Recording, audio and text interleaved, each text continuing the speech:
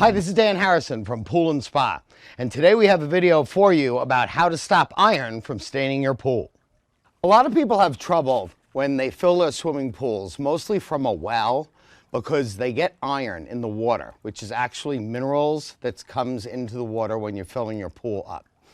What this does over time, whether you have a vinyl liner pool or a cement pool like this one, is it can cause the metal parts like your ladders and rails to start to rust or stain. To do a water test that would decide how much iron and minerals are in your water, you would really have to take a bottle of water and bring it to a pool supply place and let them do a full water test on it to see if you actually have a lot of iron and minerals in the water. If you do find that you have iron or metal or minerals in your water, is you can buy these products called either Metal Out, Stain Out, Defender. There's a couple different brand names. And what you do is you can buy them in different quantities. This comes in pints or quarts. If you have a really big pool, you get a gallon. And if your water test shows that you have minerals in the water, basically get some of this from the pool store, read the instructions on the back of it to make sure you know how many gallons of water you have.